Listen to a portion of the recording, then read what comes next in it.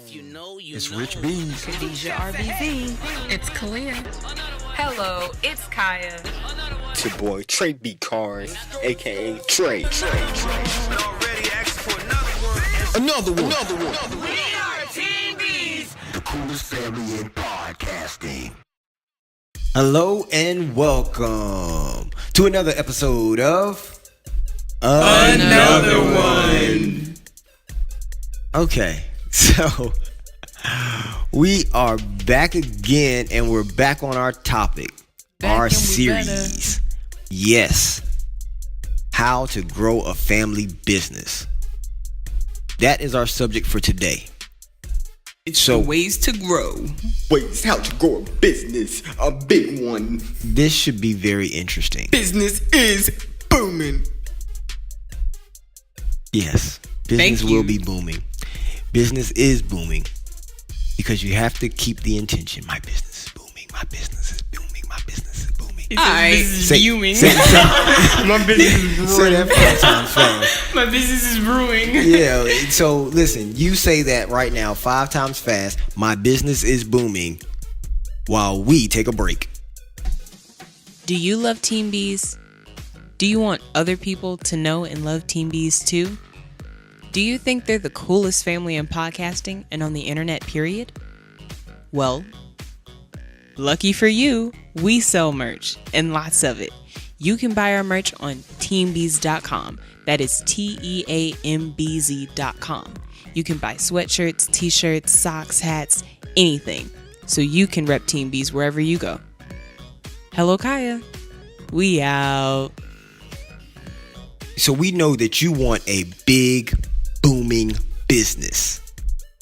And our intent this week is to help you get there, to help you achieve the knowledge necessary to grow a big, booming family business. Well, at least give you some tips or something. Hey, you know, whenever you say B words, they always got to come out booming business. Boof. Anyway, boost your business. All right, so that's what we're doing. And the very first thing to boost your business is knowing your audience. You cannot sell a product or a service to someone and you don't even know who that someone is. Who's the person that wants what you have to offer? That ideal person. Yes, you have to know who that is. Would you sell car seats to teenagers? No. They got a baby. No, but I'm saying that wouldn't be your target market. Your target market would be families. It would be people starting up, booting up, having babies, new parents, yeah, newlyweds. You wouldn't sell hubcaps to somebody that has a scooter. Know your market. Yeah, you have to know your market, know your audience. So what are some ways that people can actually figure out what their audience is? What's their age range? No, who? How do you find that out? How do you find Yeah, that? how do you find So that? that would be, what is your product? Yes. Yeah. First, like I said from the first episode, know your product. So once you know your product, that'll typically give you some type of area. Now, generally, there's a couple things that you might not be able to narrow down, like a broom. A lot of people need brooms. Yes, but who would you target? If your product, okay, this week the product is the broom. Who is the target market for that broom? People with houses. People with houses. People with hardwood floors. Okay. Or even carpets. Some people do broom sweep their the carpet. Some people do broom their carpets. But is that just because some people can't afford a vacuum? Or maybe new homeowners. Or barbershop owners. Okay. So now you get into Salon. business owners. Okay. Salons. Okay. All right. So maybe people fresh out of college. Fresh out of college or fresh into in college? Or Yeah. fresh into an Can't apartment. tell you how many times I needed a broom. Oh, see, that's good. So you need a nice dustpan. You need a nice, like a small sweeper. Yeah. See? And you have it, there you go. Easily so storable. Now that's a variation on the broom, right? So that goes with knowing your product. But sometimes you do have to modify your product to be able to fit the audience. Right. You can do it slightly.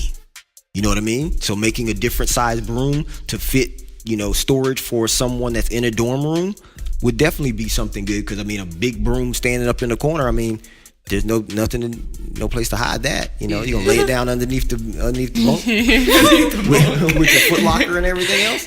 I mean, so you got to know your audience. Know who is the person that's gonna purchase your product or use your service.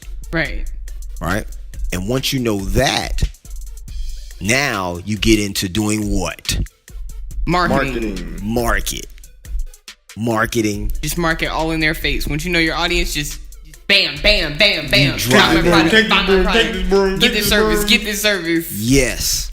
Now, what are some good ways to market a growing family business?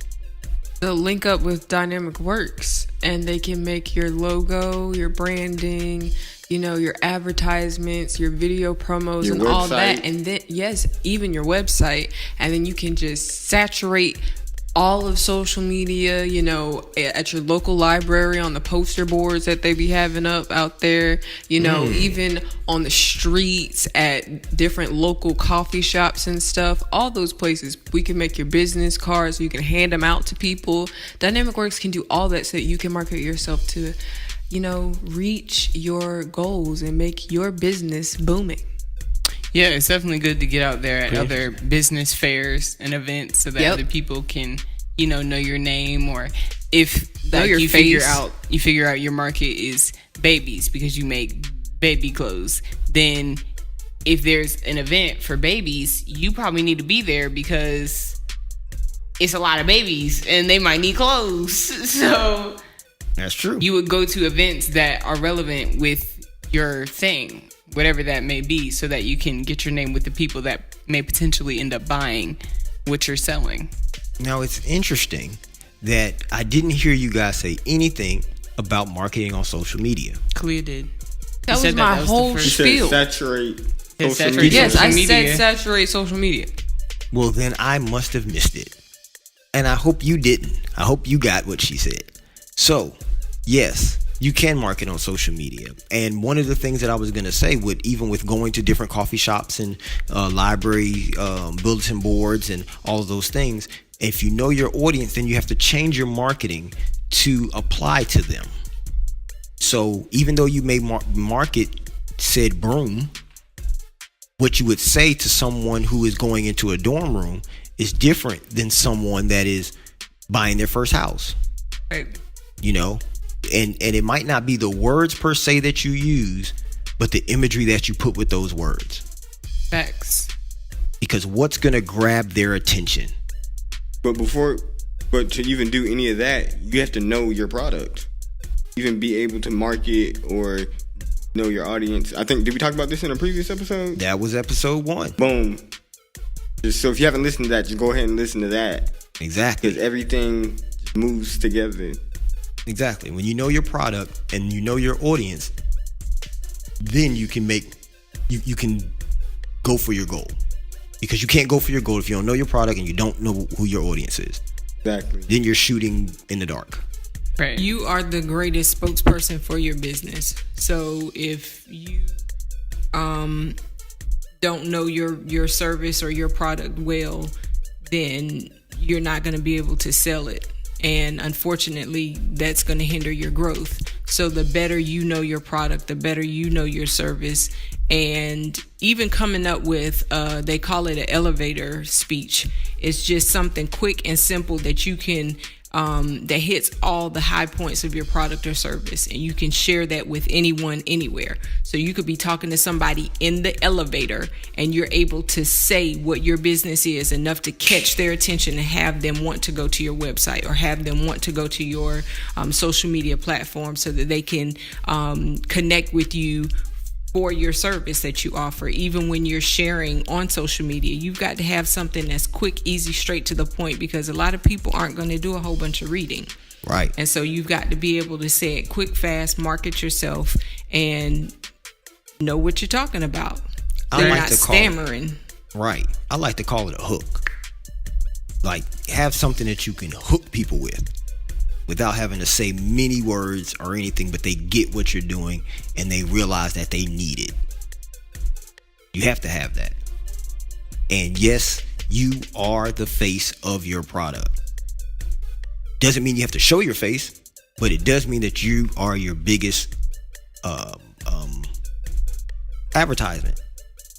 You know, so if you have a product and you're selling it, you also should be using it, because a lot of people will get other people to buy it or use it when they see that they use it. Exactly. But when it comes to marketing, I know that this was me for a little bit.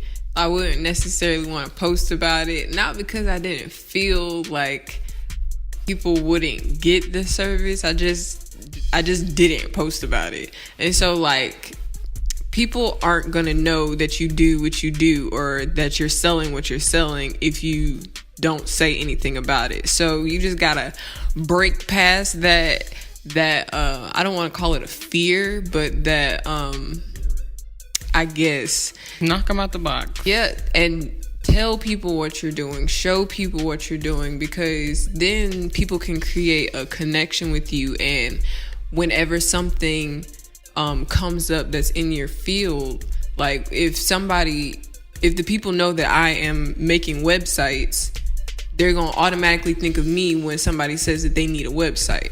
Oh, I know this girl, I follow her on Instagram and she makes websites, you should hook up with her, I'll send you her information. So putting yourself out there will create more opportunities for you, and you just gotta push past that not wanting to tell people stuff. And also, you've got to believe in yourself and what you're doing, because if you don't believe in it, then how can you expect somebody else to believe in it? If you don't trust yourself to do the job, then how can you expect somebody else to trust you? And I know that sometimes that can be a bit of a challenge because you feel out of the water, especially if you're first getting started and you're new to having a business, you're new to marketing yourself, you're new to networking with people.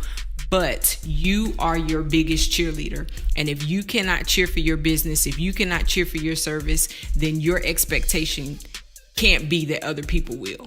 If you don't post about what you do, how do you expect anybody else to post about what you do? That's a fact. How do you expect anybody to know? Like you said before, like, I'm a video editor, and then nobody even knows. They're like, oh, really? Wow. Cool. Didn't know that. Well, I have this little story, right? That someone wanted me to install car alarms in a car, right? In different people's cars. And so my biggest thing that I said to them was, yeah, I can install an alarm, but first I need to be able to put one in my own car, right? Because I wanted to be able to trust it in my own car, because if I mess my car up, then, you know, it's my car. And I'll just have to deal with it because I did it. But I wouldn't expect somebody to trust me doing it in their car, and I don't have one myself. You know what I mean? One that's working and that people can actually see that's working. Right. That's, you know, like when I go to a nail salon and I see some nails and your nails look dusty. Oh, wow. I don't want my nails done by you. But you are a walking billboard for whatever it is that you do. Yeah. Right. And so you have to shout it from the rooftops. And I know sometimes people do have a fear. That is a fear of, you know, whether they're even good enough to do what they're trying to tell people that they do, you know, or not trying to tell people. You know, I don't know whether my stuff is good enough. I see other people's stuff out there and their stuff is better. Their stuff looks, you know, I don't know. It might be, you know, where you might be selling t-shirts and you notice that their t-shirt designs, you know, maybe have this little certain custom tag on it, but yours don't. So you don't feel like yours is good enough, you know? And people may buy your shirt over the other person's shirt because of the fact that it doesn't have a tag. That's why they started making tagless tees. I think the biggest thing, though, is fear. And fear will keep you from doing so many things. Right. And until you get to the point where you're willing to face the fear and look it in the face and overcome it, your business isn't going to grow because you're letting fear control your growth. And if you look at any market, there's other people doing it. Right. So whether it's people who create logos, whether it's people who teach yoga, whatever it is, there are already people in the market.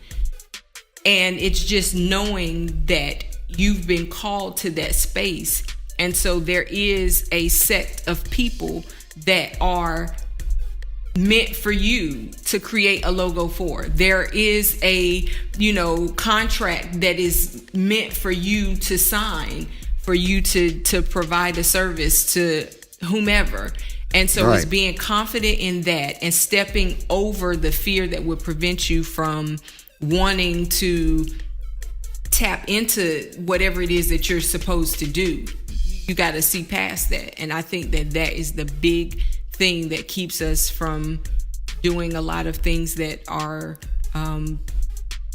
On our hearts. purposed for us to do. Right. And Like don't- even if it is just something as simple as sharing on social media, we're fearful of what people might think because we do X, Y, and Z. Well, why the heck does it matter? If that's Right. what you do, if that's your way of making money, if that's what God has created for you to do, then just do it. It doesn't matter what people think about it. And look, if they don't like it, there's an unfollow button. Well, not only that, if that's your source of income, if you have this business and you're a graphic designer and they're just like, well, I don't want to support her in her graphic design. Well, I mean, it's Right. I'm not it's losing any okay. money because It's of you. okay. yeah. It's okay. Yeah, but don't think that because you have this business and people aren't supporting you that I got to go out there and steal somebody else's business either. Like, what happens normally is that there's enough business for everyone. So if you have your thing, don't think that you're going to be stealing somebody else that does that business audience, as long as you don't intentionally go trying to steal their audience. To steal their clients, right? It's one thing for you all to market in the same space, but if somebody is already a client, that doesn't mean you have to go over there and get their client. Let me go call them because I know them and they need to be doing business with me. They don't need to be doing business with them. Because that energy is going to come back to you, right? So all you want to do is make sure that you're doing your marketing and keep speaking the things that apply to your product and your service. What are the good benefits about your product? Because I would advocate for you guys not to talk bad about somebody else's business, because that energy does come back to you. So talk about your benefits. Talk about the things that your product can do for them, or your service can do for them. Big up your stuff, right?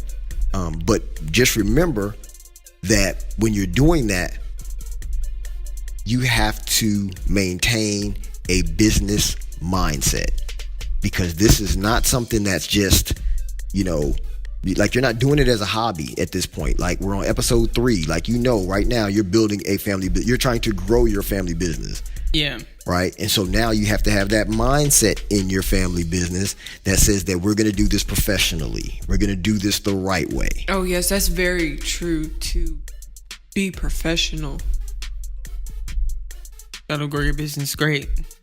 And if you don't know what professional looks like, Google it. And what I mean by Google, there are roadmaps, there are YouTube videos, there are business experts and people who have taught business etiquette, all of these things. There are books in your local library that you can get for free. There's no Right. reason why you cannot know what professionalism looks like, because the resources are numerous. And even with trying to grow your business, don't be afraid to listen to business podcasts. Don't be afraid Right. to buy books, to check out books. Don't be afraid to get a mentor. I think mentorship is so important, and we take for granted the fact that there are people who are knowledgeable in the area that we may want to ascend to.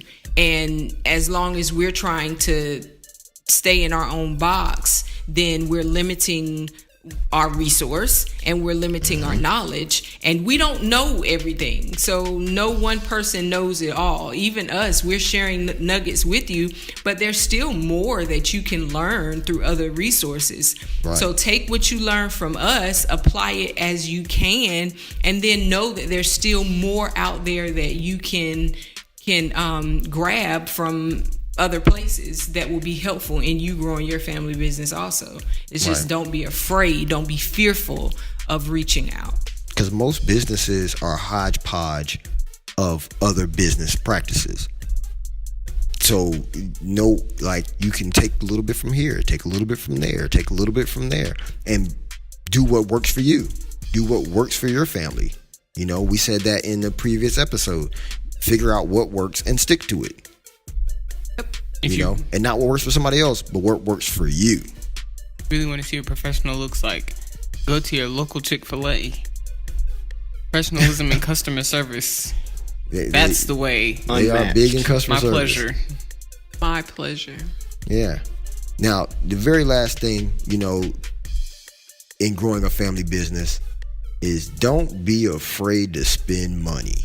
Gotta spend money to make money sometimes. That's what they said. You have to put your money where your mouth is, right? Because if you are wanting to grow a family business, advertising costs, marketing costs, and there are ways to get around it, like ways that you won't have to spend much money, but there's usually always still going to be some sort of an investment that you're going to have to put out there to grow your family business.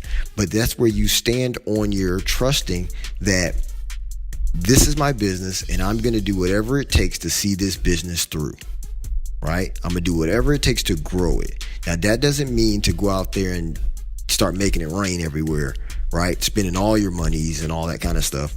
No, that's not what it is. It's investments, right?